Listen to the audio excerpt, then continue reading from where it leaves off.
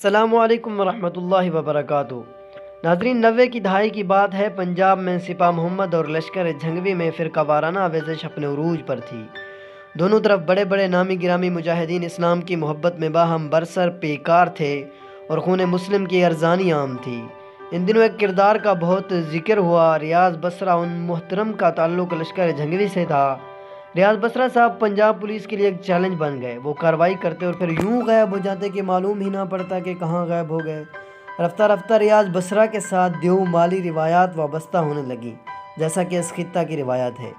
ان روایات کا اور کسی کو فائدہ ہوا یا نہیں، پنجاب پولیس کا اس سے خوب بھلا ہو گیا اور پھر انہوں نے بھی ریاض بصرہ سے جڑی مافوق الفطرت روایات میں اپنا حصہ ڈالنا شروع کر دیا۔ وہ یوں کہ جس واردات کا کوئی سرا نہ ملتا اسے ریاض بصرہ کے کھاتے میں ڈال دیا جاتا تھا۔ پولیس کی موج ہو گئی، نہ کام نہ دھام، بس قلم گھمایا اور ریاض بصرہ کے اسکور میں ایک اور اضافہ۔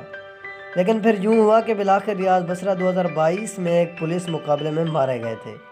بعض باخبر صحافی کہتے ہیں کہ بجائے خوش ہونے کے پولیس کے حلقوں میں پشمردگی یعنی پریشانی دیکھی گئی کہ ایک آرام کے دن گئے۔ دراصل پولیس کے لیے یہ سنگین مسئلہ اٹھ کھڑا ہوا کہ اب اندھے قتل وغیرہ کا کیا کیا جائے گا۔ پچھلے کچھ دنوں سے ہمارے ہاں جس طرح اچانک اور بآواز بلند راہ کا تذکرہ شروع ہوا ہے، معلوم نہیں کیوں اچانک ریاض بصرہ کی یاد آ گئی۔ یہ نہیں کہ راہ پاکستان مخالف سرگرمیوں میں کوئی کسر اٹھا رکھے ہوئے ہے، لیکن اب اور اچانک اتنا واویلا کیوں؟ بہرحال آنے والے دنوں میں ہو سکتا ہے اس پر سے پردہ اٹھ جائے کہ ارباب بسط و کشاد جن معاملات سے باخبر ہیں، ہم جیسے عامی نہیں۔ تاہم ہمیں چند باتیں ہر وقت اور ہر صورت میں یاد رکھنا ہوگی۔ راہ کے تذکرے کو ریاض بصرہ بننے سے روکنا ہوگا، کہیں یہ ہمارے سیکورٹی اپریٹس کے لیے ایک افیم بن کر نہ رہ جائے۔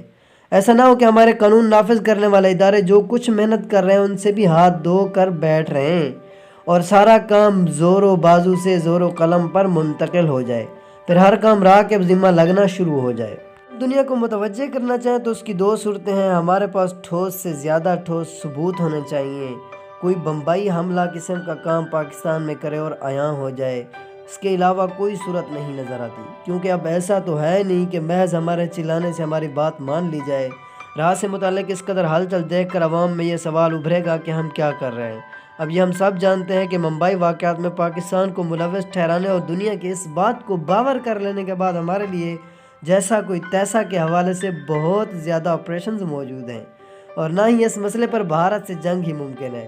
بھارت میں ذرا سا بھی کچھ ہوتا ہر ایک کی نگاہ پاکستان کی طرف اٹھ جاتی ہے۔ اگر یہ تاثیر پیدا ہو کہ رات جب چاہے جو چاہے کر گزرتی ہے، لیکن ہم کچھ نہیں کر پا رہے، تو عوام میں بجائے ولولے کے مایوسی بھی پیدا ہو سکتی ہے، جو قومی مورال کے لیے ضرر رساں ہوگا۔ ناظرین، یہی تھی آج کی ویڈیو۔ اگر ویڈیو اچھی لگی ہو تو چینل کو ضرور سبسکرائب کر دیجیے گا اور اس ویڈیو کے بارے میں ایک کومنٹ بھی ضرور دیجیے گا۔